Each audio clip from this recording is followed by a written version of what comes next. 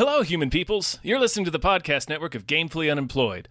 To support us and gain access to great exclusive podcasts like Fox Mulder is a Maniac, Tom and Jeff Watch Batman, Star Trek The Next Futurama, and our latest show, Spiel Boys, head over to patreon.com/gamefullyunemployed. We do game streaming, movie nights with our patrons every Friday night, and you can even commission your own podcast about anything you want. Literally anything, within reason, and we have to do it.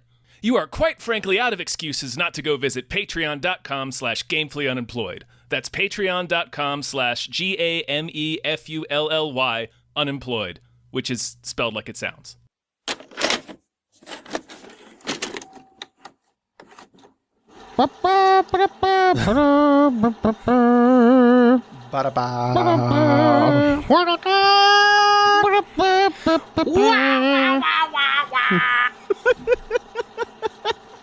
Yeah, podcasting. Yeah, this is how we pump up. Me and Tom pump up every time. The old timey trumpet. Old timey trumpet. It's super apt too because of what we're talking about today. Sure. Yeah. Hey, hi everybody.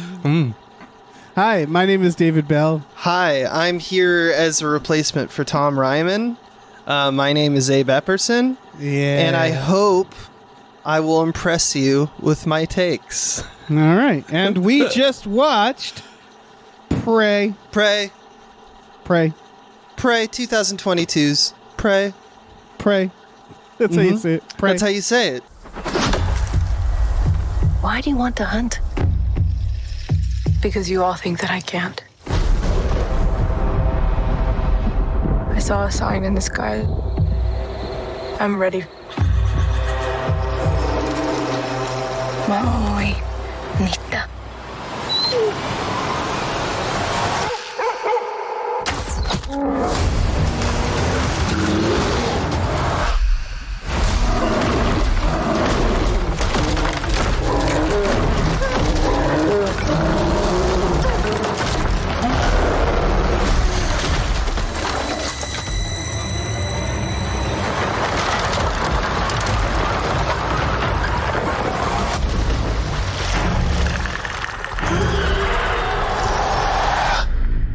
It's Predator. It's a Predator. This is a Predator by the guy who made 10 Cloverfield. 10 Cloverfield. The guy who made a good movie that then got turned into a Cloverfield very frustratingly. If you recall. That was actually like a movie called The Cellar that was supposed to just be a standalone film, and honestly it would have been so much better if they didn't slap the Cloverfield brand all over it. I think it would have done better. I think people wouldn't have just groaned when they saw the title. But that's just me. Yeah, I don't know. Point being that I think that movie was good. I thought it was a quality. Yeah, it was a lot better. I don't know. I don't really have a problem with the Cloverfield series until the most recent like Netflix one or whatever it was. Well, it's The Paradox. I know this isn't what the podcast is about. Right. I liked the first one, and then it became, after that, a cash grab, right? It became a very cynical cash grab to the point that they could take a movie called The Cellar, I believe it's called The Cellar, I hope I'm not misquoting that, and just slap on a Cloverfield ending and call it 10 Cloverfield Lane. Like, that's what bothers me about the Cloverfield series, is that it had no integrity whatsoever.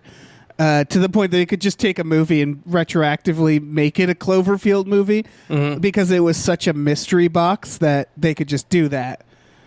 And that's my issue. It's such a cynical mystery box. No, I mean series. it's also reminiscent though of what this film is, which is as people have been talking, and if you've seen on Twitter and whatnot, there's been a lot of hubbub about this movie. It's been getting good reviews. Yeah, Jesse Ventura just praised the film. There you go. And welcomed the main actress, Amber Mid-Thunder, into the Predator family. I have a feeling she's going to go places. Yeah, she was really good. But I was just speaking to largely the concept that this what's the name of the director? Trachtenberg? Dan Trachtenberg. Dan Trachtenberg. He seems to be building inside franchises smaller worlds that are actually well designed in smaller, humbler films. That actually is like a trend that I think we have embraced. this kind of like blockbuster to mid-level movie that actually is trying not to do like the action adventure sweeping ensemble casts. He's just like, let's get down to the nitty-gritty of what makes it work. I say get this man a Star Wars. Yes, that's a great idea. Yeah, great idea, because that is the cynical point of view. Before we get into the actual movie, the cynical perspective is you take a property that's big enough, and you tell a smaller indie story within it, and you make a bunch of money because it goes off the brand recognition. Yeah. That's what I think 10 Cloverfield Lane did badly, and what I think this movie did goodly. What's your history with Predator? I just want to say Predator is one of the first movies I remember seeing. It is a big part of me. My history of Predator, as in my opinions on Predator? Yeah, and were you a fan of Predator? Was it a big deal for you? It wasn't a huge deal for me, but I really liked Predator 1. Predator 2 kind of came into my life a little later in life than I'd say most others. And all the remaining Predators, with I would give it the exclusion of the Shane Black one, which had a lot of moments. I believe that was Predators. There's a lot of solid moments in that movie. For the most part, I feel like it's a franchise that has somewhat lost its way. But then again, I'm not a big fan of the AVP kind of stuff. Mm-hmm. I understand that it's like Marvel vs. Capcom, and it is awesome. Aliens versus Predators and whatnot. But I think it's also indicative of what distracts from making a good Predator, which should be like the underdog story. It's a cat and mouse. Yeah, and I like the cat and mouse. That's why I like Alien. It's why I like Predator. Yeah. When you mix them together, they're both on the side of almost nearly unstoppable. So it kind of takes away from that. And I think that that's something that Dan Trachtenberg and company really do understand about the Predator franchise, what makes it work. And that's why this film is better than most of the others. I've said this before. I grew up on Terminator, Predator, and Alien. That was the holy trinity the trinity of films for me.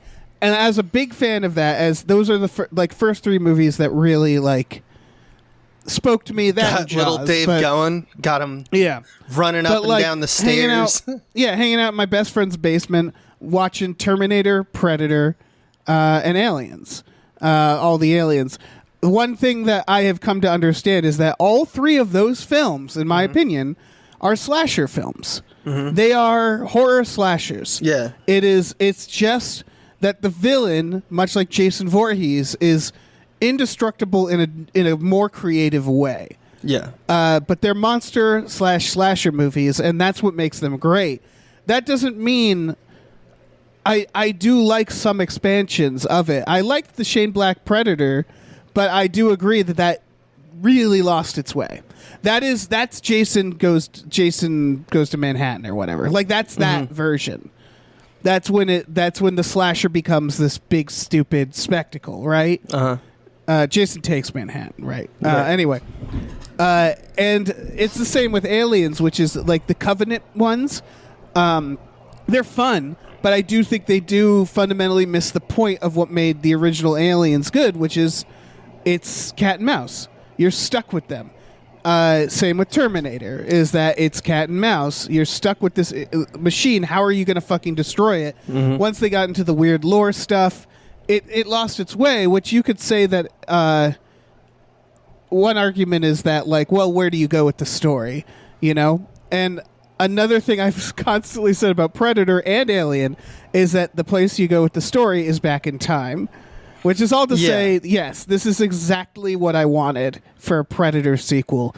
And it's wild that it's taken so long for someone to fucking do it. It's it's kind of funny because it seems to be the only take on social media right now, which is just like, yes, let's do this let's just imagine it in a different time and just throw a predator in there. And it's like, that's kind of how this works. It drives me fucking nuts because I've been preaching that for decades now.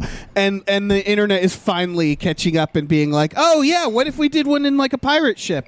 And there's a Hypecast where I fucking said pirate ship at one point. It's just like, yeah, that's what you do with these.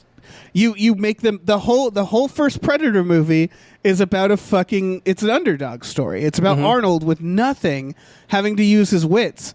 And of course the idea is that they're all tough guys in the first one, and you realize like being a tough guy doesn't matter. You have to be smart. That's the whole point. And that's the whole point of this movie too. It's also, there's a little bit of love from Trachtenberg to John McTiernan, obviously, to me. Yeah. Director of the original Predator, which is that, like, if you... Like, as a filmmaker, I was very invigorated by this movie. I was very excited when I was watching it to see the buzz around it, then to watch it with that hype going into it is always a struggle. But within 7 shots of the film, there's landscape shots. The mother kicks Naru awake, and then we see shots of how haunting the empty forest can be with just silence and the right context. And so, to me, the reason that I point that out is that Trachtenberg is able to give us an appetizer right off the bat of where, like, the loneliness and how loneliness can be terrifying, and like how the environment is terrifying. He really understands, and that's why this movie is a series of vignettes that are something being hunted. Like, we see it throughout the animal kingdom. We just get like, all right, start a scene. Okay, so that's just a wolf trying to catch a bunny. Pan over, and now our characters are doing some stuff. And the reason that he's doing that is that obviously he wants to make it a metaphor. He wants us to meditate on what it is to be a predator, what it is to be prey. And I thought within 7 shots, I knew I was directorially in good hands. It's not like a brilliant maneuver. It just reminded me that we've gotten used to some real schlock in Hollywood. And I don't know. Everything you hear from me is the point of view of a snob anyway, but I just wanted to point out. Right. I think we're both coming at this, and we're both, I think, very disillusioned or cynical by modern filmmaking. And it's like, after all these attempts at like again, I like the schlock of Alien versus Predator. It's sort of a numbness though at this point, which was that I had accepted a long time ago that I was just not going to see a good Predator ever again. Like I just thought like, okay, Predator 1 and then Predator 2 is the second best Predator still. That's ridiculous. And like even the Shane Black one, it was like, oh, I had fun doing this, but what a fucking train wreck. Right. What, like, they in that embraced the schlock side. And so it was just like, okay, we're never going back to the stuff that made this work. And then watching this movie just reinvigorated that, where I'm like, yes, that's how you fucking do it. And you're right, it's not doing that much. It's just doing it's doing the baseline competence that you'd have expected, or we should have gotten from this a while ago. It's not that complex is the other thing, is that it takes one thing and does it simply. That may not be everyone's cup of tea. Like this movie, for example, is just like every second of every moment is some aspect of metaphor for proving ground. It's just proving ground, proving ground, proving ground. That's what this story is. That's why everyone fails so much as well, which I'm sure we'll talk about a little bit. But like, man, oh man, does this movie also have problems, especially near the end? But just the setup and the conceptualization and like what scene goes to what scene, why it does, what we're watching, and basically just like the iterations of the shots, the flow of the thing, the idea that it's like only an hour and a half to hour 40 minutes. Like, it's so well designed from the jump that even though there are some probably little nitpicky aspects of the ending that I don't love, it's who cares? You know, it's still better than 90% of movies. I have a couple nitpickies, but like hard agree with what you just said. one of my biggest problems with this movie is that in order to watch it in my schedule, I had to watch it in the afternoon. And why the fuck couldn't I go to a theater? Like, why did I have to watch this in the middle of the day in my office because the windows were too glaring on my living room to watch a Predator movie, new Predator really movie? It's so that's so infuriating to me that whatever the fucking reasons, the money people decided, let's just limp this out on fucking Hulu. And it's like, what the fuck are we doing here? Why didn't I see this in a theater? Because it shouldn't have been made by 20th Century Studios. It should have been made by Warner Brothers. Everyone knows this. Yeah, apparently. Only theater. Yeah, no, I understand that because it is, like, there's some movies that are designed for theaters. This is one of them. Once this movie was once those first shots happened, I was upset. Yeah, because they're so pretty. Yeah, and I was like, why aren't I watching this in a fucking theater? This movie is clearly good. Yeah. What the fuck? I was watching it, like, the first few shots are like, it felt like a Paul Thomas Anderson movie, like the beginning of There Will Be Blood. It's like, and there was a place. And let's sit and let you become a part of that place. Right. Not many films do that. You know? It's wild to me that this extremely competent film that understood Predator, the studios looked at them and they were like, streaming. And it's just like that. That makes me so mad at everything, the entire industry. Yeah. And so that bothered me more than anything else. The movie, obviously, I think people can tell, we both really liked. We could go through the plot. I kind of do. I think there's some hilarious. I don't know. There's just some choices that are grand. Made me laugh. So one of the things I wanted to call out that this is a nitpick, is that I kind of wish they treated the Predator a little more of a horror villain near the beginning. So, like, if you remember the original Predator, and I know you can't recreate this, obviously, because nobody saw it coming, but they kept a distance from the Predator at first, and then once shit got going, we stuck with the Predator. Like, we'd get these moments where he's healing himself, and like, I kind of wish for the first part, we like the first time we see the Predator is like almost a medium close up on its back in this, and I was just like, you just showed it. Yeah, and usually films will do something where it's like it's either absence or it's abstraction in order to get you pieces of the monster.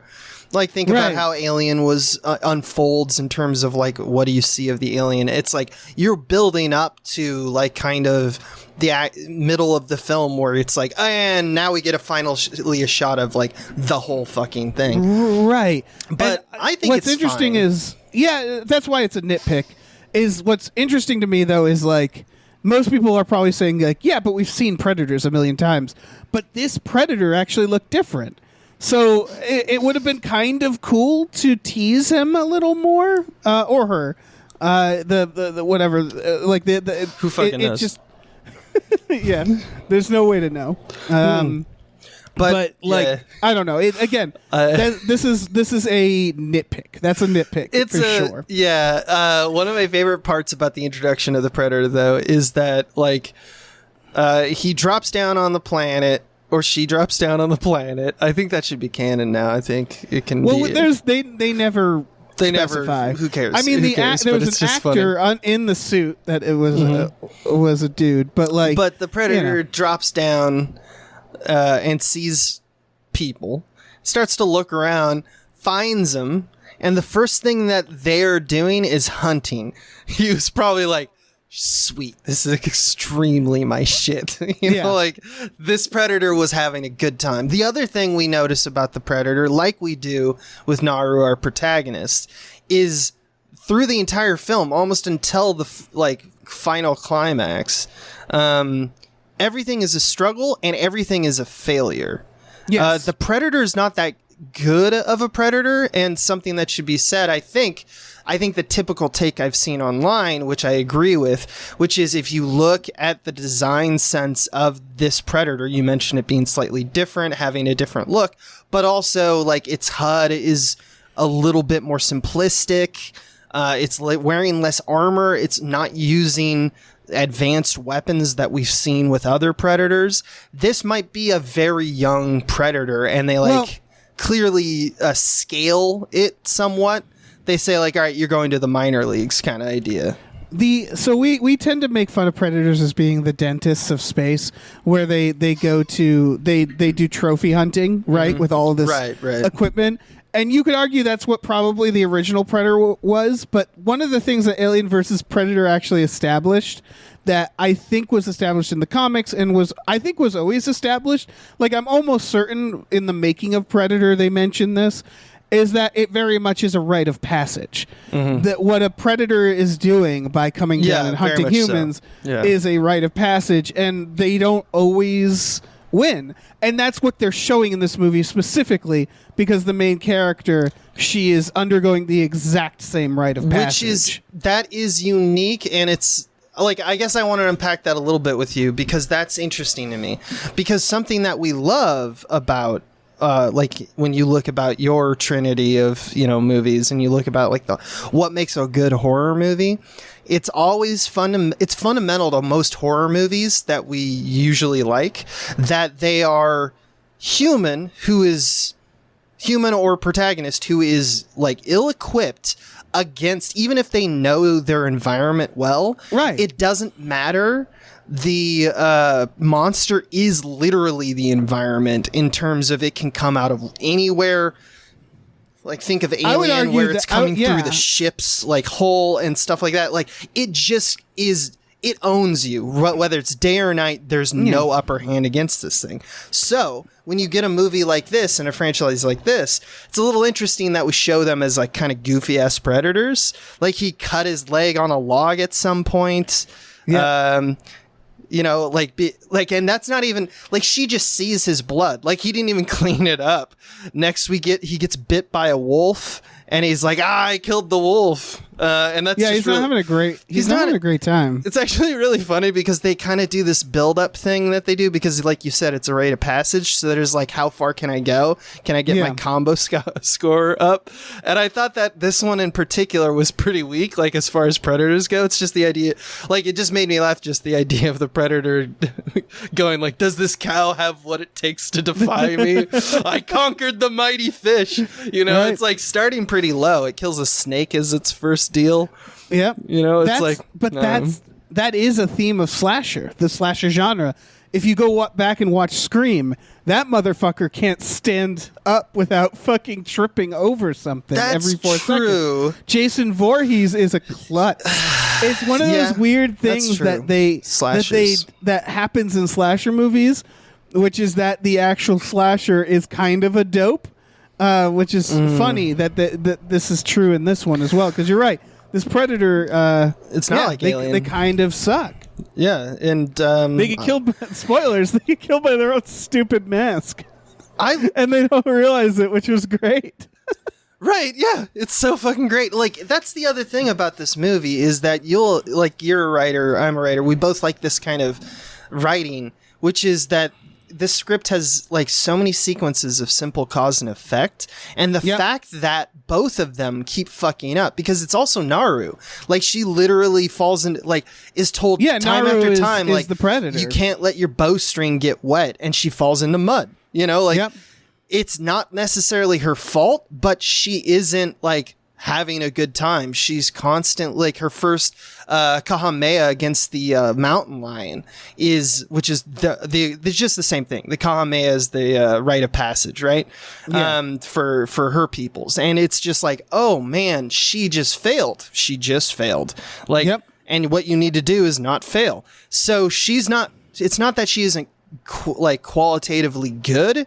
It's just that she is either unlucky, or it's just life is this way somehow. And the fact that the film emphasizes the cause and effect of things through edits, and like the movie's navigation through the plot. Like, for example, I love the sequence where she throws the axe, she misses the rabbit. Cut to axe practice, and she like builds a thing where she like now has a rope attached to the axe. Does well with it. Cut to dinner. Yep. You know, it's stuff like that where it's just like, I didn't need to see the scene of her succeeding with the rabbit. I get what you're doing with it. It's cause and effect. It also gives me, if she fails more, it gives me this more like a build up where I go like, she's getting slowly better. She's she's testing things out, which is the essence of this movie. I mean, that's how you beat a predator, is you essentially are like, I'm going to find out what its weaknesses are and wait until I have an advantage because I can't take this thing on. It's very simple, elegant storytelling, which I feel like is missing lately in even simpler stories. Like, it's just nice to see in this. It's nice to see stuff like they know what people expect in Predators. So like the mud is a good example of her falling in the mud, which you show is this tremendous failure. And I don't know about you, but my thought was, oh, she's covered in mud. She goes up to this bramble of branches, just like Dutch and Predator. If this was a worse movie, which at the time I wasn't sure, I was like, oh, okay, so the Predator's going to come. And she's going to learn, oh, it doesn't see me. But that's not what they do at all. And that's the stuff where I'm like, oh, fuck, It kind of made me laugh. I was like, when she cleaned it all off, I was like, that's so great. They're like, nope. Yeah. And then what we learn is that she uses that against the Predator. Because what the movie is screaming at us is that they're the same. They're the same thing. They're going through the same process. Every hunter is the same, yeah. Yeah, and it's also not... it's nice that the movie is called Prey, and that actually means something, because she is embracing herself as the prey, is what we learn slowly. Exactly. Which I think is a strength of the movie. I really think it is. It really is. Like, it's not just that they named it Prey because that sounded good. It actually matters. The name. Yeah. The one thing that I don't love about, while we're on the topic of mud, which is like, obviously necessary and a part of every Predator story, is some kind of cloaking mechanism to fight the Predator's reliance on their thermals, is that it is one of my gripes with the movie was that they were that they had to find a solve around that and still do it, and they thought of this concept of these flowers that I did think they cool you down, and I was they introduced the flowers all right, which it didn't like click when someone's like, I'm freezing cold when they eat it. But yeah, it is a little sweaty. There's the way that they introduce it is there's the sequence where her friend was attacked by the mountain lion that they're hunting later for her Kamehameha. And there's a sequence where they're like grabbing roots, like the whole like hunting party. It's grabbing roots and mushrooms and tree barks and making balms and medicine from it. And I was like, this is rad. They're resourceful and in their element. And then she says, this flower will cool his blood. And I'm like, oh no, they have no clue what they're doing. And then it was kind of worse than that, because it ended up being just, there is a flower that cools your blood, like literally cools you down, literally, which I think would kill you, right? Is that, I don't know. I'm not a doctor. That felt a little, it felt sweaty, because it would have been cool to see, like this is an all Native American cast, or when I say all Native American, the primary cast. Yeah. And that's really cool. And like, I don't know, who am I to judge how people portray their culture? And like the director, I don't think is Native American, but it was really cool that they got, and the writer isn't Native American. My point is that there's that element of Native American magic.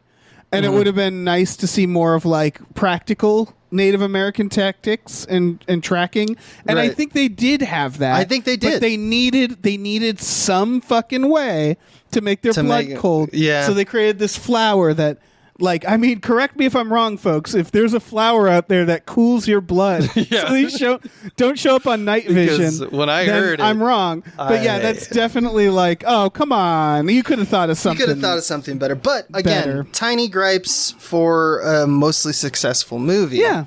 And that's what I think we're going for here, is it's okay to make small mistakes if you make the large wins. So yeah, I mean, there's always nitpicky shit, Also, and I'm filled with those. People know me. Like, I was also not bothered, but I was also hoping he'd do his little mimic the predator would do the mimics, Right, Where yeah. or they say the shit back. Like that to me makes the predator a horror villain, or a slasher villain, Right. Where like that It's like that weird getting off mimic on this thing is really cool. But like again, it's whatever. And I would also say maybe that's a bad instinct. Because maybe that's what the other films tried to do. They were like, "Oh, gotta have this, gotta have that, gotta have someone say get to the chopper." That's another thing. Yeah, is that like when you distill brands into brand iconography, there's this effect that creates an eye roll from at least this guy, which is just that people like it's like I don't care that you said the line, you know? Right. There is a weird instinct lately because this movie does it too. If it bleeds, we can kill it, he says, which works. It works in the scene. But what is going on with our nostalgia and pop culture that it's like the Obi-Wan show where he's like, hello there. And everybody's like, he said it. And it's like, never mind that the plot doesn't work and it doesn't fit with the lore and that it doesn't make sense. He said the words, so the fans are happy. And it's like, what a terrible type of fandom. Man, there's just a fissure in our culture. Some people love that shit, some people hate it. And what bothers me is the fact that they forgive the fundamental like changing of a character or a story. And they're like, oh, but he said the thing, and that's what always makes me like. It only bothers me when it's just like it's all that's there, and they're still like it's still good. Who gives a fuck? It's awesome, and I'm like, it's not awesome though. It's not awesome. If you were a fan of the thing, you would see that and be like, this isn't awesome. Like it's that, But again, we're two snobs who also like writing movies, so right. But the idea of how to properly tribute or sequel or reboot something is now a conversation we have to have. So unfortunately, because it happens all the time, or shoe-in sequels and stuff like that. And one of the weirdest instincts is like have them say the line. And again, they do it in this too, but it's less irritating. It's also not super abrasive because it's not the most memorable line, I guess. Right, I mean, but it it's is. like, But what are we saying by doing that? That this in this universe. Fate has it so that people keep saying the same things. Like, why are they saying the same things? It's so odd. Yeah, it's a little weird. It's a little fucking weird. I still like that they show like what this movie is really good at is especially in the first like half hour, 40 minutes. Your job as a movie is to show me like, all right, who are the people who are going to eventually come head to head? Let's develop what their journey is like, and the hunting party for the mountain lion, which ends up becoming Naru's big failure, that makes her brother essentially say, "You're not ready for. You should be like the classic version of the woman in this tribe." Rear children, gather herbs, be do the that gatherer, shit. not Don't the be hunter, a fighter. And she's like, fuck that, right? And that's great because you have a clear need and a want, and you have oppression coming from the other side. The way they set that up and the fact that they make her fail is like, to me, great, because while they're doing that, it's cutting in between what the predator is doing, and the predator is just starting to embed its own roots into the understanding of this world. Like the first time, which is hilarious to me, the first time that we see the predator's cloaking, like he decloaks, he's just standing there, and the way we see it, and this is another thing that I was like, I don't know about this. It's almost like a Simpsons joke. There's an ant that walks up his leg, and then there's a mouse, and then there's a snake just chilling. Like the predator is some fucking Disney princess. Just literally all of the animals are here. But once again, it's about prey and like apex predators. So I would say there's a lot of that, and it's a little too on the nose. Where it's like, I could have used just the wolf and the rabbit is fine. I get it, right? But the rat eating the bug and the snake eating the rat. It was just like, okay, but. I was also loved how they shot the predator in his cloak whenever they do scenes like that. Like I don't think they this is R, right? This has got to be an R. Yeah. But they did stuff like they obscured the gore through his cloak sometimes. and like it looked really cool the way they were They doing also that. there was the running through the wheat field was really cool because Yeah. he was cloaked, but he was covered in blood just on his front, so you could still see him. Yeah, and it was just- the bear was great. the bear was great. Yeah, and another using case the blood of like, to uncloak the predator is one of those things that's like, why didn't they do that in the original? Like that is so obvious. That is such a cool thing. It's just him covered in blood so Right. that you get his form. yeah, and I think by building up those contexts, right? Like it's so important that even though he struggles as like the predator struggles, like even fighting the bear, wins, Right. but the bear gets a good chunk of him. He gets bit by a wolf. Like there's several times he just gets fucked up. Right. And one, it shows the stretch of his actual constitution without having our protagonist fight him, and not just having an increasingly big body count, which is how the original Predators did it. We get to see that it's like, yeah, he's fucking up, but the thing is about this alien space this race is that they're like tanks, so it's fine. Yeah. They get bit, it's like whatever. Yeah, they get a lot of second chances. So the unlike failure humans. builds up the predator, and the failures tear down Naru. But actually, surprisingly, gives her the realization she needs in order to defeat the antagonist. It's a beautiful little, like, kind of swap that that it does, and it's very formally. I think it's very cool. It would be very funny, by the way, if the predator got bit by a snake and just died of venom. Just died. Like his neck swelled up, and He's they just they cut to someone just tripping over his cloaked ass. Yeah, just what the fuck is this? Just kick it. Oh. No, I mean what you're describing. This is something I think that's missing from modern. I think horror movies have been good about this lately, but I think this is one of those things missing from like modern action, modern adventure. A lot of genres these days, which is we start with a character that doesn't know what they're doing and is in over their head, and like this is where the concept. All right, so this is. So, like, there's that whole Mary Sue crap, right? On the internet. Yeah. And what those dicks who are like, oh, this person's a Mary Sue are identifying is something that's both in male and female characters. They just excuse it in male characters. That's what's going on. And that isn't to say it isn't an issue, which is like when Chris Pratt is in Jurassic World and is completely unfazed by everything and can handle every situation and can ride on his motorcycle. He's that good. It's not exactly because he's or Captain magically America out of who's just like a super soldier, and it's like, so what's the threat?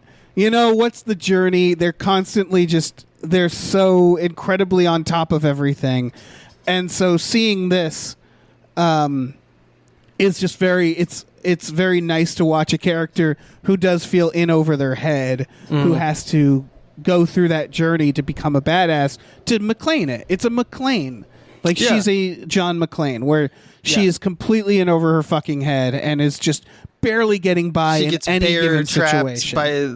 Bear trapped by the French, trappers and stuff like that. Just like, a McClane gets, shards of glass in his feet. Right, and it's like, what's the point of watching a movie where the hero just wins all the time, who like has all the coolest quips, who just like every situation they have no problem with? It's just less fun than watching this, where it's that's the thing is like I saw people. No, Red Notice might be in 20 years the film that's remembered the most. Oh, you God. don't know. Oh, good God. And like I think about it's probably a few just straw men on the internet, but I saw it, which was like people being like, why would they set it back to like Native American times? They're not going to be able to handle a predator. And it's like, yeah, that's called movie making, buddy. Yeah, like, that's why you said it. That's why you don't have Gary Busey and an army of people with like freeze guns or whatever in Predator 2. That's what Predator kind of forgot about almost immediately. They went in the immediate different direction, where even Predator 2, which I like for the camp, again, was like, oh, what if we put them in a city with lots of cops and stuff? And they kept doing that instead of being like, oh, give us more primitive weapons against them. Have a bow and arrow versus the fucking Predator. Right. And that was the point of the original, which was look at all these guns and badasses. Look how quickly he just cuts them down. Mm-hmm. So it's so funny to me that it took us, what is this, 30 years later to go, oh, what if we made one where they don't have many resources and they're fighting a Predator? I thought they were going to do... There was a moment that made me laugh out loud, which was that at the beginning, you're unsure of exactly what's going on, what's out there, who is attacking who, because you just get reports that, like, someone was taken. Oh, it's a mountain lion. And and the mountain lion turns out to be real. But when they're looking for the mountain lion, we haven't seen it yet. And I thought that they were going to go really for a more like feral predator. Right. There's just I guess a subspecies of predator is just like this. And they did this at this time. And so I was like, if they're really going for that, there's at one point they find lion shit when they're looking for their friend. And I was like, please let there be no lion. Please let that be predator shit right now. Yeah. Predator's popping a squat. Just popping a squat in the woods. I love it. I was like a big steamy shit. Just a big steamy shit. But because I almost thought that they might have done that for a second because they were putting so much emphasis on like simplistic tools, like the fact that they show at one point when they're in the hunting party, one of the dudes says like, I gotta go take a squat. Like they're showing like how there was no technology, how when hunting is eternal, hunting happened by hunters gatherers. It didn't, so it just made me really laugh. Here's the question, Abe, because just because that was mountain lion shit, that doesn't mean the predator isn't shitting in the woods. Yeah, it's and he's probably squatting out on the trees. I think the other possibility is that he keeps running back to his ship just to use the bathroom. Both are funny. Both are funny. I do really want to write a Predator movie where he just like opening volleys, he just shits on some people, and then they look up like, "What's this?" And then he just shoots them all. Oh, that'd be great. That'd be a great scene. Yeah, I mean, why not? Yeah, I was surprised. So here's what I'm surprised by, but then in retrospect, I realized why they did this. Mm-hmm. I thought we were going to see more than one Predator. Because the moment that flintlock pistol comes out, that establishes something very important in the canon, which if people don't remember Predator 2, for all its silliness, really opened up the series more than it should have. Than any other movie. Yeah. It introduced the concept of Alien versus Predator. There was an alien skull, and at the end of Predator 2, Danny Glover kills the Predator, and the other Predators show up, and they hand him a flintlock pistol, and that's the same pistol from this movie. And so the Predators had to have gotten that flintlock pistol at some point. So what's implied, because at the end of this, she uses the flintlock not to kill him, which I was glad, because I was a little worried, because I was like, that feels wrong for like a Native American story to end with her just shooting him. Right.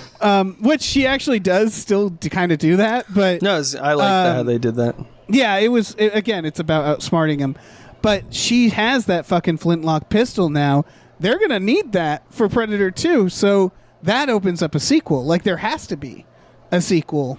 Not has to be, but like that flintlock pistol is eventually going to get in the hands of Predators. Right, exactly.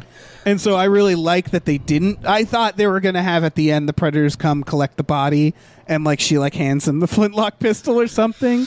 Like she's pointing it at them and they take it from her or something. I'm really glad they didn't do that and left it subtly open for a sequel just if you know the lore. Like that's their equivalent of a post-credits scene, which there isn't one. But again, it's nice to see something that opens itself up to a sequel for the fans while being very conclusive.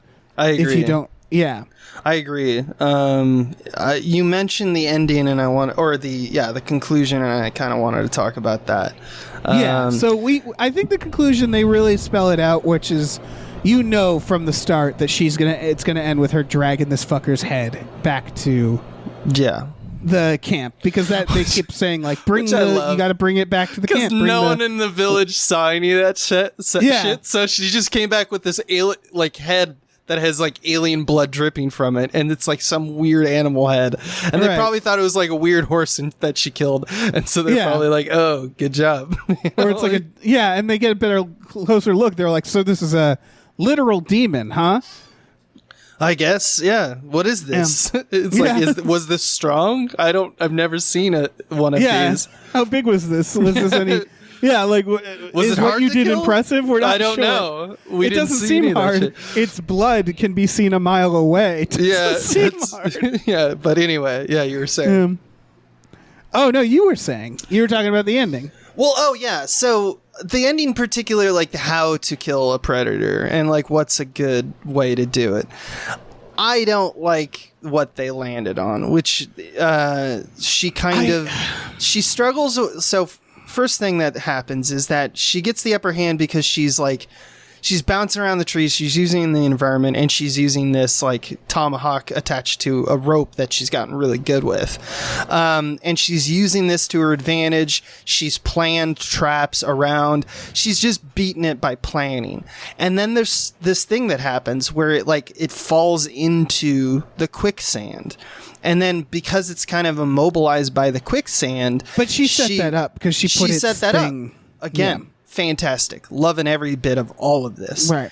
Then they show that because earlier she took the mask, which has, it's, triple little laser sight, and it seeks, all of the projectiles seek that place. She lines it up so it's like basically looking at his head, and the predator's stupid enough to fire his weapon without knowing where his helmet is. Right. And it kills. That was very silly. And that is clever. It is it's clever, but I don't know about you. A part of me wanted that, to me, the real way this should have ended is that she does the plan all the way up to the point where she gets the predator in the quicksand, and then she has some mechanism or even just a plank of fucking wood, just a tree branch, and just pushes it down.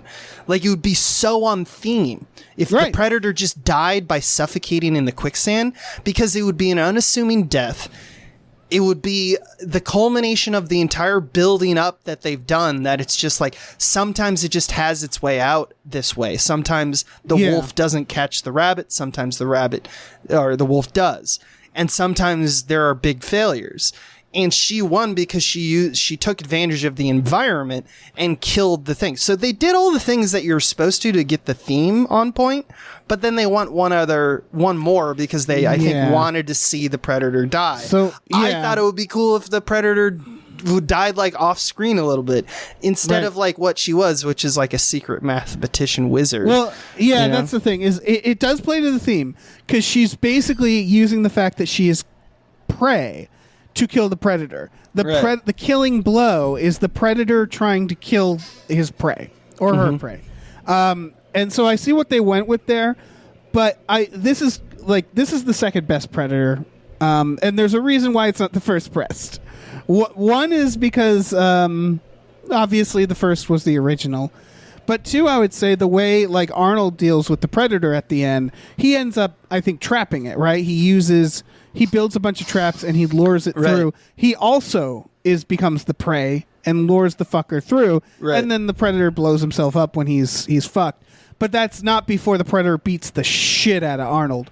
And what I think they could have done that might have been, I don't know if this would have been good with their theme, but something I've wanted to see and that they started to do is I wanted to see her kill the predator in a really kind of what you're saying, but a little different and a really inglorious way. I wanted to see her injure him enough so that she could get on top of him and saw his head off. Yeah, you know what I mean? Stab, something really messy and time consuming and exhausting, because I wanted to see the idea of this Native American culture using their weapons and their techniques. And so it was a little bit of a cop-out to ultimately say, we're using his gun or her gun, the predator's gun, to kill them. And so I would have rather seen that fucking hatchet be the killing blow. You know? The hatchet would be really good. I like just the idea of her failures are all tied up on like some aspect of the environment betraying her. Literally, all failures are her bow is too wet, the log on the tree branch broke. Yeah, literally everything is not her fault. But she could have been more prepared and like the greatest hunter ever, and more mindful of her surroundings. Right, and so when she learns, I got to be mindful of my surroundings. She learns exactly the unlock that wins the day, and I just thought that that's just such a like streamlined through line that like something mundane like the quicksand would be perfect, especially because it would have been the perfect MacGuffin because we all laughed at it when it first happened because it was like, oh, it's Predator series. She fell in the mud. You know, like it's like a callback. And something so unassuming that just happens halfway through your movie becomes like the thing that saves her would be, oh, chef's kiss to me. But that's just me, you know? I like the idea of keeping the invincibility of the Predator intact and using, like, that's what they're still focusing on. Like the fact that the Predator's so nearly invincible, it needs like his weapons to kill him. It keeps the Predator strong. But we've seen that the Predator can take an alarming amount of damage and be fucked up just like any other person can, you know? You can still have the aliens get fucked up, you know, like, and they're even worse. Like what's his name? Gridface or whatever. The grid like literally almost gets snapped into a metallic net. An Alien vs. Predator. An Alien vs. Predator. I'm so happy to see the net come back in this. The this is another thing I think every slasher movie should take a cue from, which is the way the murders are shown are so fun. Like the way the guy gets hit by the net and the camera, it just stays on. The guy gets hit by the net and tied to the log, and it slowly like pans down to show the log with him above it just get slowly disintegrated by the net until it all snaps back in. And then you just such see a pulp. good shot. Yeah. Or the shot of the wolf getting its spine removed. This director, you said make a Star Wars. Honestly, I want to see him make like a Friday the 13th. I want to see him make You want to see a slasher, yeah. Yeah, one of the things that really He's very good. Not that. disappointed me about the new Scream is that the trailer made me think they were going to really like reinvent how the murders themselves are shown, and then they didn't. And like that's one of the things, like, you're making a slasher movie, it's not going to be scary, right? A slasher movie isn't fundamentally, at least not for me and I think most people, it's more about gore and more about the kills, right? Like this movie, Prey, I'm not scared of this movie. The Predator is a scary idea if you were to have to deal with one, but they're not fundamentally like, I don't get chills watching this, you know? So what you do instead is you find very interesting ways to show these murders. And that's what this movie absolutely did. Like, it showed some really cool concepts in terms of like not just what the kill is, but how it's shown. And that's really important to me, I think. And I think it should be important to anybody making a slasher movie. Yeah, the little machinations of the filmmaking, you know, like the camera pans, reveal at this moment, do this stuff. It makes you go, this is unique. This is not something I've necessarily seen before. And it makes you feel like you're in good hands. Right. Very much agree. I do think that the filmmakers are playing a slasher game. You're totally right about that. The gore thing never worked on me, so I've never been like a big fan of slashers. Right, again, but this movie doesn't. This movie's not trying to show gore. It in fact masks a lot of the gore. It'll mask a lot of it. Yeah, and it does it in ways that aren't like, oh, a censor came in and said you can't do this. No, it does it in a way where it's like this shot is more creative. Right. If we don't see it, it's more horrific. The only other movie that, again, promised this, and I delivered a little bit, but not enough, was the new Halloweens, which I didn't like the new Halloweens, but they definitely had this idea of like, oh, let's follow Michael Myers in this like tracking shot through the house. Let's do interesting shots to depict a slasher. It's just weird how, I don't know, I feel like that doesn't happen nearly enough. And watching this movie, it hadn't actually occurred to me until watching this movie how important that is. Right. Yeah, that's true. That's true. I really liked also the additional arc, which no other real Predator has, which is that they did the French captivity arc and the buffalo reveal. Because at first you think, what's going on? This buffalo, this is horrifying. Right. This must be a Predator thing. And you go, no, actually the ones who killed the buffalo are these French trappers, which is a signal at the end that they go like, we need to find a new home. The white man is here. Like the predator is here. Right. And and it's the same thing. Like, did you notice at the end credits that there's more predator ships arriving at Earth? And they're heading towards the tribe. So like that tribe is fucked. Yeah. Yeah, so, and that's how they get the gun, the flintlock. Yeah, exactly. But I mean, just like the idea of like, if you think of like the idea of who's like what's happening to this tribe, it's pretty fucked up, and it's exactly like what happened. You know? Yeah. What does the Predator represent? It represents the honkies who are going to come to this area and fuck everything up. With slightly better technology. Why it's called prey. Yeah, exactly. It is in a lot of ways a very sad story when you think of the historical context of it all, because it is like they are prey is what they're saying, and they're fighting back as prey, but they're that's. You know, that's the point, is that the skinned buffalo are very much like the skinned fucking everything that the Predator does. It's sad. Yeah. Yeah. And I absolutely... like, I don't know. It's to me, that's the design of the movie. I also love that the buffalo reveal happens. That's the kind of stuff you don't see in Predator as a franchise. Because serendipity is all over this movie. We mentioned that, like, her environment fails her and causes a lot of her failures. That I would argue is serendipitous, like the breaking of like a tree branch. Yeah. Everything, the idea of doing a misdirect in this movie where it's like, you think it's the Predator doing these like horrible acts to these, these non-hunting animals. You're like, this is not, what is going on here? And then and then completely just out of nowhere go, and then there's French people here and they've taken over. Everything is a mistake. Everything is a failure. Your protagonist is made weaker and your Predator is made more invincible.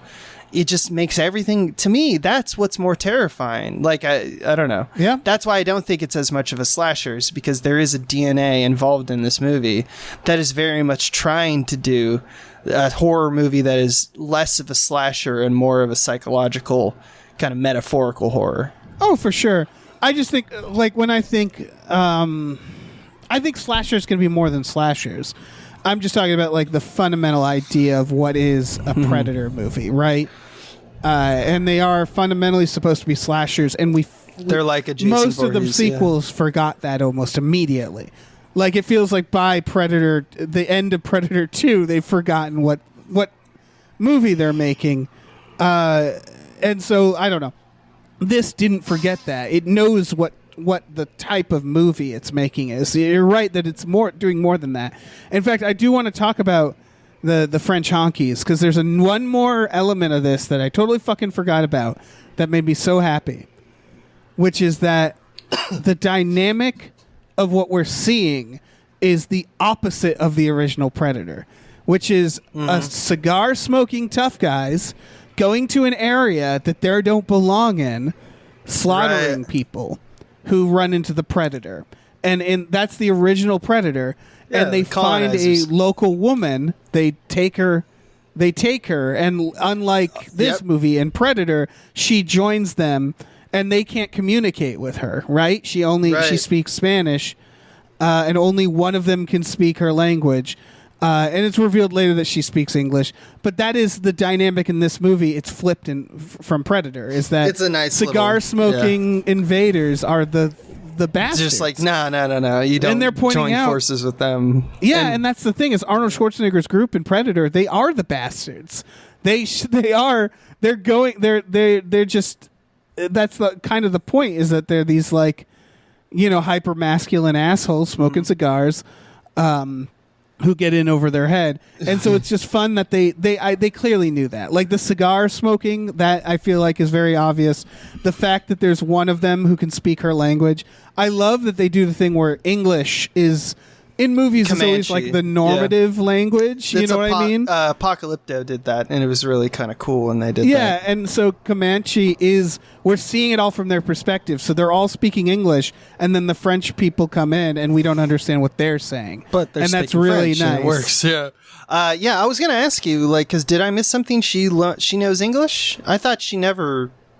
No, What I makes it- think the idea is English in this Yeah, because, like, when she's, world like, is saying... just their language. Yeah, I imagine she's speaking Comanche. It's just that... there's yeah, a Comanche that's- dub. Yeah, I read about that, and I was Yeah. like, that's interesting. But, like, my question is, like, at the, like, near the end when she does her final lines to the asshole that, like, abducted her. Yeah, they go back and forth, don't they? No, I think she's just speaking Comanche, but we hear it in English because he's over there yelling in French, and she's like, Right. "You think that you're gonna kill me, but I've already killed you." Yeah, I love speech that is she great. cut off that dickhead's leg. Yeah, with the same using the It's predator so brutal. shit. But like, I don't think that she knows English. I think that she's No. just speaking Comanche. Yeah, no, what I'm saying that's Is- very cool about this movie is that whenever Native Americans are depicted in films, yeah. they're depicted from a white person's perspective. Almost all the time, right? And it's the same in Predator, although that's not dealing with Native Americans, but Predator is from the perspective of a group of Americans invading an area and being the heroes. Yeah. Right? No, Whereas, yeah. yeah, in this, it's the normative, what everything is calibrated to is the Native Americans' perspective, and that's Right. That's really cool. It's much and it better. Puts them, It's arguable, though. You know, they're still speaking English because it's for English language countries is where they're going to make money. That will Well, never yeah. go away, but it's just I don't funny think to me. I don't think it was an artistic choice as much as a It's- money you choice. live with the reality and then you make a good choice, and this is a good choice. Yeah. It worked though because we're seeing it through their eyes, because when the French people come, we're like, I don't know what the fuck those people are saying. Like that's the like they made I don't know. It was a really good idea in terms of like portraying Native Americans as the underdogs we're rooting for and Yeah. telling a story from that perspective. I think it worked. And it's just interesting to watch that, and it's really cool. No, it's and a again, it very goes into smart that maneuver. idea of like, why aren't we always telling stories from the underdogs? Why aren't we always doing that? It's so weird Yeah. that we don't. I mean, like, everything is designed, like, the hero's journey is designed to be an underdog story, so Right. I don't know why we don't. You're right. And that's most of what movies we make, at least on this stage, this scale, is, a hero's journey of some kind. Might as well do it from the perspective, like you said, the proper perspective. Right. But, we didn't... Back when we made Predator, none of this social it was the consciousness 80s, existed yeah. for white people. White people didn't know anything about all this. They didn't think Yeah. about it. Oh yeah, Yeah. of course. Predator is still, I would argue, the original Predator. Me and Tom did a podcast about it recently. Is a oddly subversive film. I would say, like, I'm sure you've thought about Predator a bunch too. Like the Yeah. idea of introducing Jesse Ventura and making him his hyper masculinity kind of the gag of the movie until he immediately dies. And it's Right. that stuff. When they all shoot into the jungle at the same time, like they are a joke. The movie's making fun of, in the 80s, they're making fun of that. Like what you think of Arnold Schwarzenegger is in the 80s. They're making fun of him. They're saying it's and Yeah. that rightfully so in terms of like we've always kind of done that though, right? Like when you Yeah. like every 20 30 years we reinvent what the definition of masculinity or femininity is. Sure. And especially contentious is masculinity just because it's been the predominant form of action heroes. So when we're talking in terms of, these types of movies and these maneuvers, it's like that's why we got a John McClane, Right. It's because No, before that it was a little different. And before that it was a little different. If you even go back down to like Humphrey Bogart, and stuff like that and say that there's connection there, you can see how his the quality of Humphrey Bogart was a reaction to the time before it. So, yeah. It's interesting because I think, like, just having done a podcast about Schwarzenegger's career, his career is almost immediately subversive. Like, we forget that like Last Action Hero, that movie that's mocking the classic action movie with Schwarzenegger, you know what I mean? Yeah. That classic action movie doesn't really actually exist in his career. Like, Commando is a parody. Like, when you watch Commando, it feels like a parody. He never really made a serious... Like, there's a couple, and they're not, well known. But for the most part, he almost immediately went into subversive Kindergarten Cops and Predator, True Lies. Yeah, like that's most of his career. It's kind of wild how it's basically only even Terminator, where it is that it's like the fact that it's Cameron and it's like. It's always zigging when it's supposed to zag, kind of stuff. You can tell why Schwarzenegger is a superstar because if you look at his early career, it's not like Van Damme or Seagal where it's like, I have to be the star. Yeah. Like Terminator, he's the fucking villain. I would argue that movie is bigger than him. And same with same with Predator. Predator became a franchise where we immediately weren't like, we need Schwarzenegger. Otherwise, it's not a Predator. The franchise is bigger than him, and those are like his first two like big movies, or two of them. Like that's interesting to me that he always picked, and like Total Recall. Like who's making a movie like that in the 80s, like an action movie like that? That's wild. It's almost like the 80s were a different time, and then in the 90s we decided that you have to have your star, and this is the way it works. And so we got the formation of new stars like Tom Cruise and such that were like, oh, this is the way it works. You have to be a monolithic figure. Right. Now the movie, it's a Tom Cruise movie. Yeah. Dwayne Johnson now, where it's like it is in its final form. Like I don't know if we can even go more like... Well, you just have movies, and then you have movies with The Rock in them. And the movies with The Rock in them are the ones that make the most money. Yeah. This is a very different conversation, but it is wild going back and looking at early Schwarzenegger and seeing that he isn't the headlining. Well, he is and he isn't, like he lets the movie be the movie. It doesn't feel like he comes in with a list of demands. In that era, he lets the movies be successful with the concepts that they are. I think it's because also the movies and the studios didn't see that as clearly the picture that is 100% guaranteed to give you success. So they weren't clamoring for, we have to cut out everything else. It has to just be this thing. Like this, the studios not having the realization that that's how like money is made. Took the 90s, and then once they realized in the 90s, it's all we got, and it's all we've gotten for the last 20 years, 30 years. Yeah. Whatever the case, Amber Midthunder, I would like to see her be like a Jason Statham. Like, I don't know. I'm sure she's capable of, who knows what kind of acting she's capable of, obviously.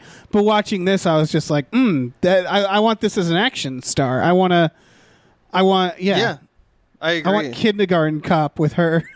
I want her fucking throwing that axe everywhere. She fucking rules with it. Yeah, it's a lot of fun to watch. It's what you want out of a Predator. I couldn't regard it highly enough, this movie's a blast. Everyone's listening has seen it. I hope they have. If they haven't, why spoilers are you for here? Prey, folks. Yeah. Second best Predator, probably, right? I'd say. Easily.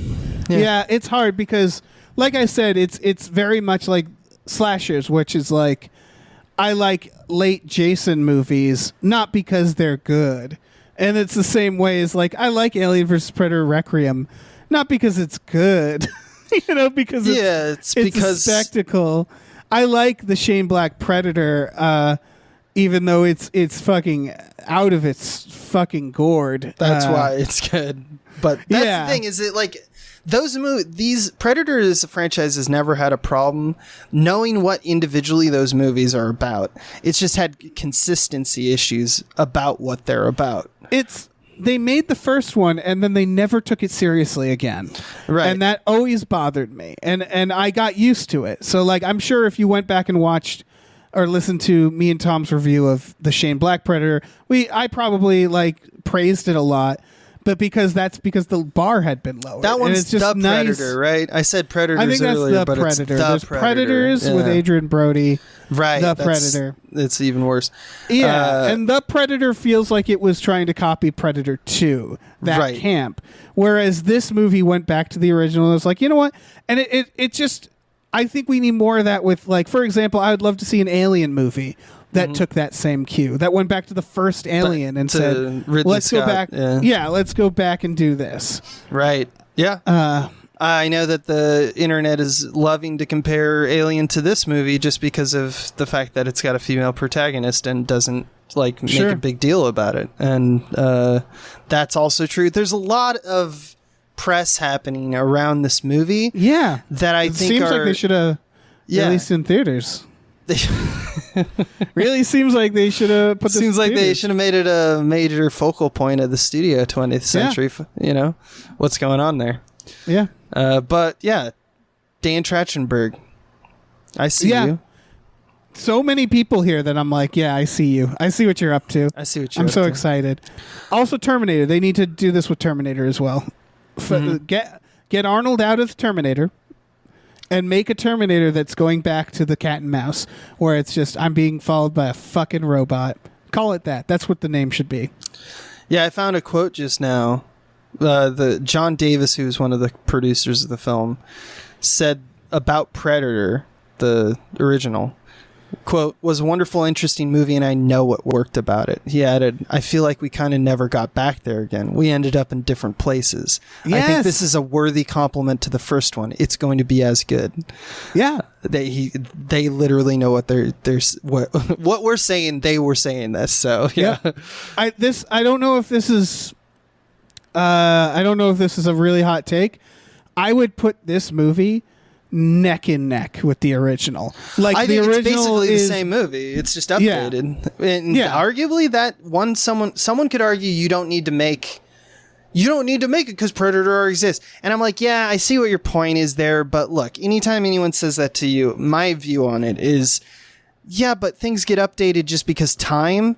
right. Like, it doesn't matter, man. It doesn't take away from Predator. It's just, it knows what the secret sauce was, and it's making more secret sauce. Do you have one hamburger that's super delicious and then never eat hamburgers again? I don't know what the fuck they're talking about. I know we're already going long, but I do want to talk about that. Sure. The idea of what it means to remake, reboot, or sequel something. Right. And we sort of touched on it. What makes that good isn't when he says the thing. It's Right. not taking the stuff, the superficial elements of the original and copying it. What actually makes a good reboot or a sequel or a remake is understanding the tone and the I guess the spirit. It's a little more abstract. It's harder to grasp. I'm trying to think. There are things that have done that recently. It's not that hard of a metaphor to grasp, though. Like my example, my metaphor. Like for example, it's like saying with the hamburger metaphor, like saying like, remember lettuce, remember tomatoes. Those are in the burger. And I'm like, yeah, they were. But it's also like, no. It's like the whole thing. The whole thing was delicious. So why like Stranger Things is so popular and why people love Stranger Things? It's not because in every scene they say, "Hey, remember E.T.? Oh, look, he's got an E.T. shirt. Oh, look, they like Ghostbusters." Even though that shit is in Stranger Things, for the record. Yeah, but that's not why people like Stranger Things. They like it because they looked at Stephen King movies and Spielberg movies, Eleven's and they got said, her hand up and bleeding from the nose, and it's like super cool, and there's cool music happening. That's why we're gonna people do like the tone. Yeah, we're gonna capture the tone. We're not gonna say all the lines from it, and that's what's so irritating to me sometimes when you, like when I look at Jurassic World is the big one where it's like. That Jurassic World is the ultimate sinner of like, oh yeah, look, it's the music from the original. He said the line. Oh, we got Alan Grant back. The Jeeps, the old Jeeps. Yeah. It's the visitor center. And it's like, yeah, but the movie didn't capture the tone of the original, so what are we doing? But I don't know, because some people want Planet Hollywood. Right. I don't know, man. You're right. It is Planet Hollywood. Yeah. But this movie isn't any... Plot-wise, I would say this is nothing like the original Predator. It's not following similar characters. It's not following a very similar... Yeah, but it feels so much like it. And it's because they knew what worked for the original, and they fucking copied the tone. It feels like it's of the world. It's part of the point of a sequel. It's why we actually like sequels. It's like why we should do sequels is like, it is supposed to be the same. And you were mentioning this, or I think like you're building up to it, which is, then are we just going to recreate forms for the rest of our lives? Is that what the point of this movie is? Or is that what the point of movies are? To that, I answer yes. Hollywood movies, blockbusters, sequels? Slasher films, sequels should be made, and they should be just reincarnates of the spirit of the first, because they're just entertainment. Now, I don't think there should be a sequel to, like fucking Coen Brothers movies. Right. That's a different thing that we're talking about. But like if you're going to make a sequel, you do want to copy it. You want to copy the tone. You want to copy the filmmaking. That's the thing is like again, for sequels, it is specifically the safest way to do a sequel, I would say, because I would say that's not the only way. Aliens, the movie Aliens, very much is its own film from Aliens. That's lightning. That's what I'm saying is what it is. The way this rule goes, I think, is that if you're, I don't know, Colin Trevorrow, and you're making a fucking Jurassic Park sequel, right? What your instinct should be is to say, okay, I've made one other film. Mm-hmm. I'm going to go watch Spielberg movies and just do what he did. And I'm going to play it safe. What I'm certainly not going to do is go watch what I do, folks, and take the ball and run in a ridiculous direction with it. Right. If you're James Cameron and you're tasked with an Alien sequel and you're James Cameron and you're like, okay, I've been around the block. I mean, I'm still pretty new. But I'm gonna pull this off, and then we watch it, and we're like, "You pulled it off, man." Yeah, it's a big risk to try to do something different with a sequel, and it's like, when we're talking about sequels, it's like, we're just making money. We're sequeling a film, we're continuing a story, whether or not that story needs to be continued. Right. It's like let's do something that you're making a Predator film. There's ways to keep it Predator. fresh, but the invisible hand of the story of the direction. I don't see any reason why that can't just be replicated ad nauseum, because frankly, that's why we love the things. It's like saying the best choice was made. For the second time around, we're going to do the second best choice. And it's that's not how you win games. You do the thing that works. If it's working, do it. If you're making an original film, or if you're doing something very specific and you have an idea of it, that's different. Right. But when you're making a Predator, and again, I don't think this felt like it was just copying it. It doesn't have the same music. It's not. It's different. It's completely different enough just by the reconceptualization of let's take it to a different time, different place, completely different people, and let's make a basic metaphor that kind of alters the first one. It says something new. And it's not directed like the original. It's just that they understood the things that you need to do in terms of direction to do a Predator and in terms of writing. I mean, it is and it isn't. I definitely see a lot of McTiernan in Trachtenberg's. I'm pretty sure Trachtenberg was like, okay, why did John McTiernan make good choices, and what were his good choices? Because there is a lot of that. Right. But again, it's not... Yeah, it's especially the music is a good example where it doesn't begin with the fucking doesn't have any music from the original. Right. Sure. It's not like that, but that sounds silly, but it's like that's a mistake other movies have done. Jurassic Park again. That's right. Jurassic World. It's not like there's a ripping Predator theme though. It's not like that's there is a ripping Predator theme. It's not like the Jurassic Park theme. All right, yeah, you're right. Jurassic Park But theme you know what I is mean, like where it's changes. Yeah. Anyway, it understood the tone. You're right. He probably But did a I lot of see the your directing, but he made a different film. He made a movie, and that's very important. It's hard. It's hard to completely describe, I think, but.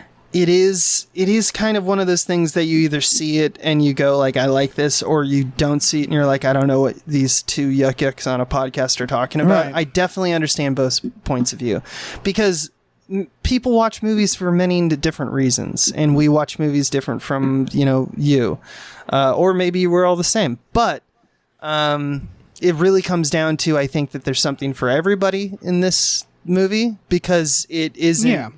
Because I don't actually think that people having like rote resuscitations of random details and like articles of the past equals like a good. That's why Jurassic World is bad. Exactly what Dave was saying.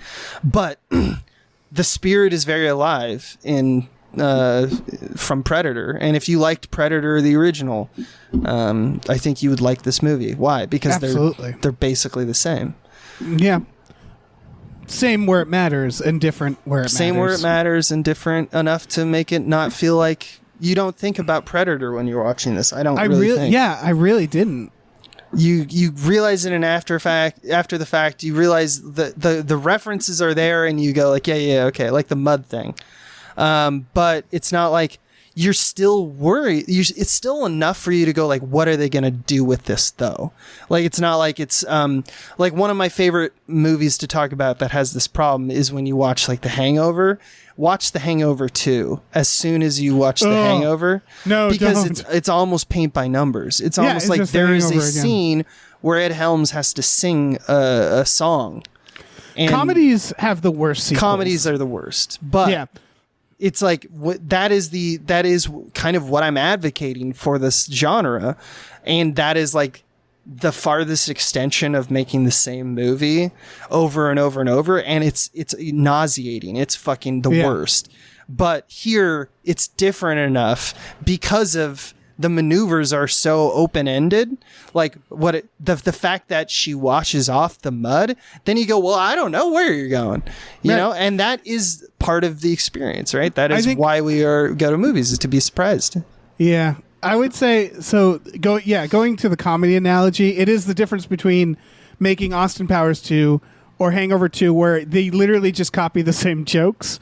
And they go, yeah, it's the same jokes, versus a comedy sequel that copies the tone and understands why the jokes are funny and does new jokes.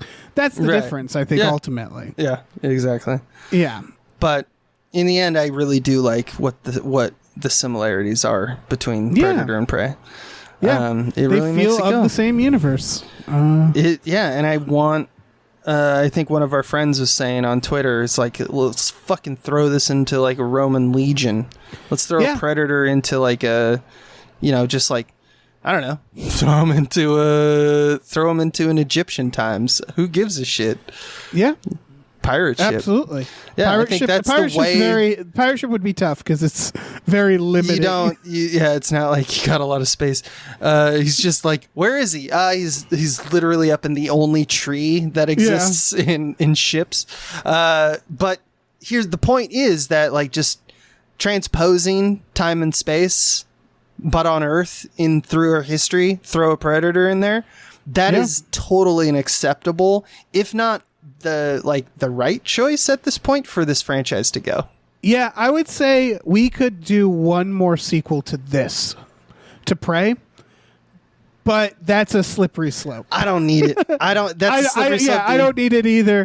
What I'm saying is like I could stand one more because I just like this world. I like this character, but I think you're ultimately right, which is just keep changing the time. Go 300 more years in the past or in the future, and just keep fucking around. I want to see Ben Franklin fight a predator. I don't give a shit. Although again, that's kind of the nihilism of the other movies.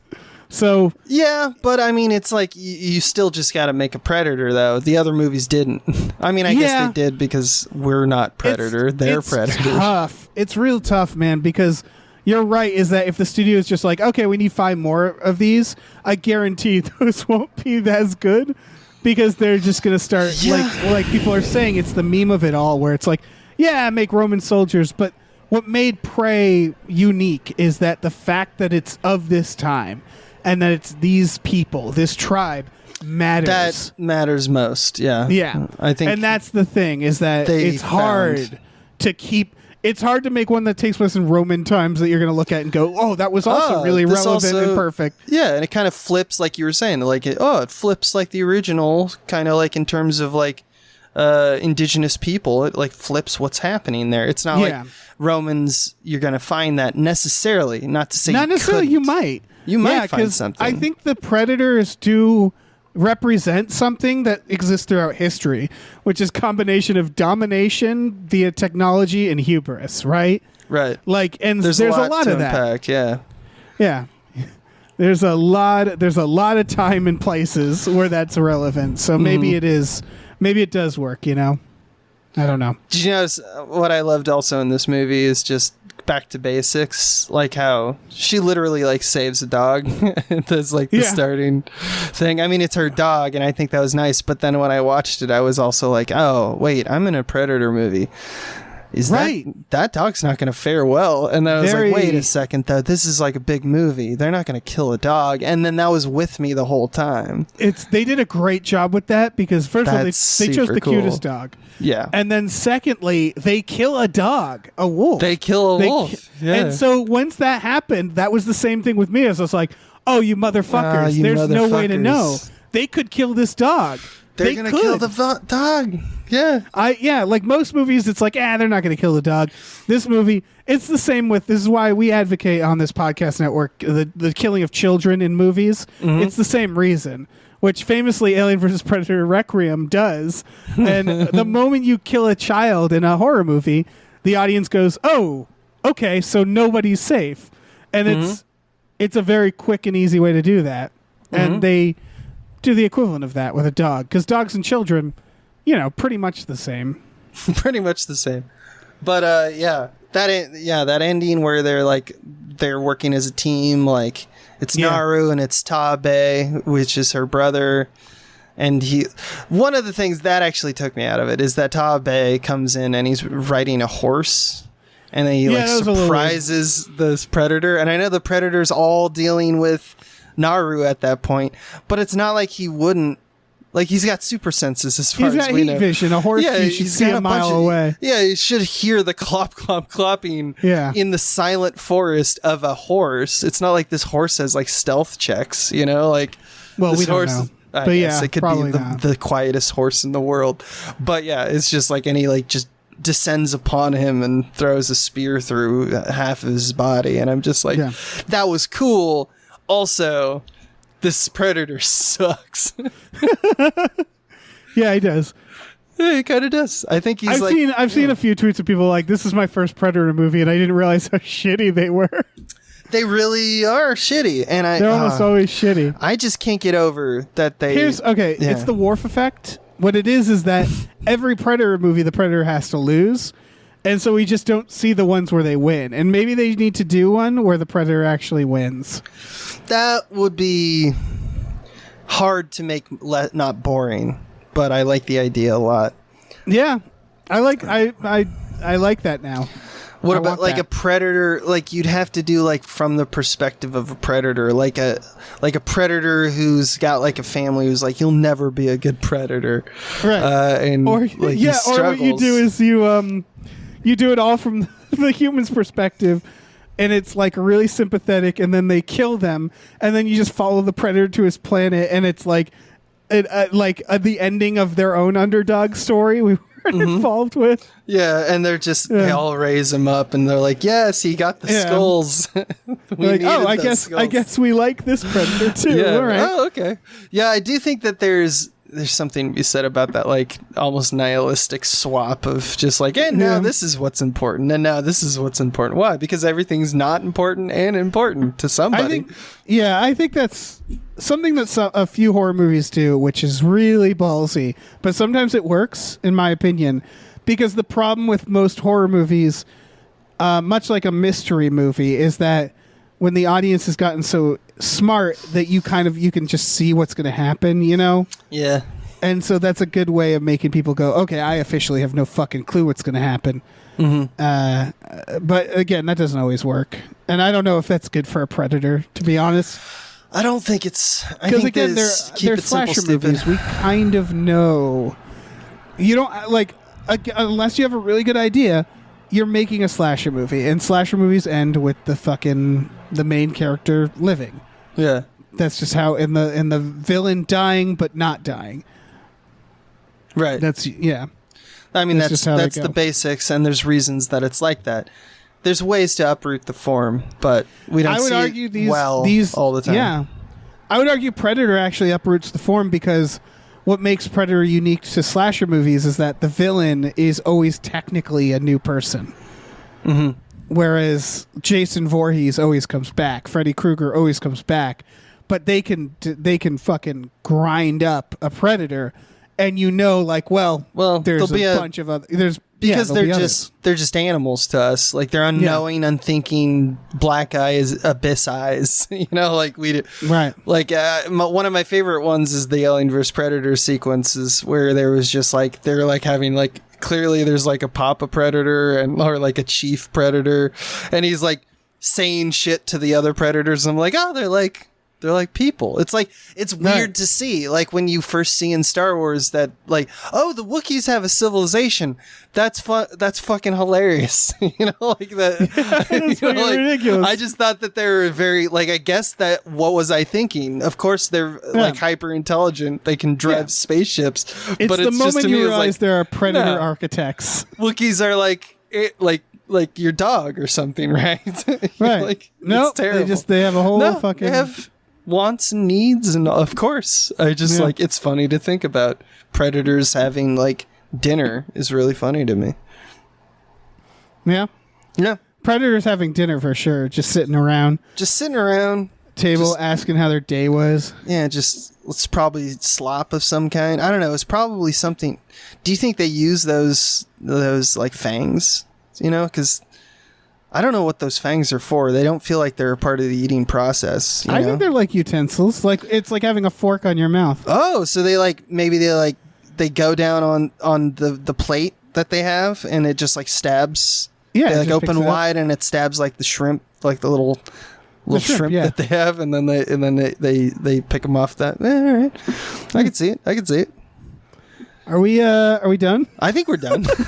We're talking about predators eating manners, table manners. But it is curious, right? It's very curious. I do want to see a Predator movie that is like, let's really deep dive the Predator society. Yeah. We've seen their world once, and that's an Alien vs. Predator Requiem. Yeah, and it didn't look great. Didn't look like a great world. It seemed like there was a lot of gifts, a lot of offers. Oh yeah, and I want more. Again, it's the slasher. When you think about Jason Voorhees for too long, he gets funnier and funnier. It's the same principle, which is like him getting the predators. They only exist in this one environment, and if you take them out of it, they're immediately funny. It's hilarious because you take them so seriously because they're just threatening all the time. Yeah. God. Well, I enjoyed this one. I was glad to be guest on this episode because Thanks for doing this. I love the small, tight, little, humble films, and this is definitely one of those. Yeah, you like them tight films? I like those tight films, dude. Yeah, thanks for being on. Yeah. You should plug some stuff, right? Of course. I mean, at this point, y'all know me. I think if you've watched, like, I'm on Hypecast and stuff like that. It would be weird if they didn't. Yeah, it would be weird. But again, I'm Abe Epperson, and I am one of the co-founders / podcast people of Small Beans, which is patreon.com/Small Beans. Go there, and we do podcasts about almost the same stuff as Gamefully Unemployed. So check that out, and check me out. You can also see me at do Twitter jokes at Abe the Mighty. That's nice. It. Yeah. Also, beans, delicious. Beans so are you can just check out beans. Just in the interest of if you're hungry, I suggest beans. Yeah, you can take your little predator talons and pluck each bean. Just pluck each bean. Yeah. Cool. I'll plug our Patreon, patreon.com/Gamefully Unemployed.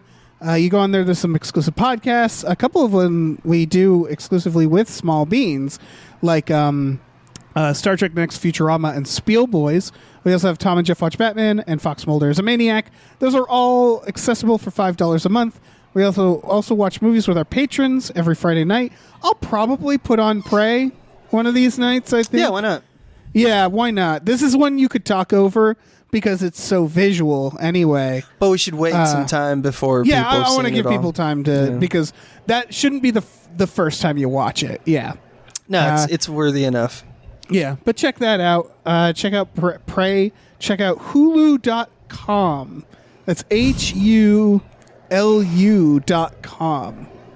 Because you can't go to the fucking theater to see this. Yeah, you can't go to Subscribe. AMC. Yep, subscribe, watch this movie, unsubscribe. That's how you do it. That's how I did it. Yep. That's how America does it, baby. Yep. We're America, right? We're America. Okay. All right. All right. Okay, bye. Bye.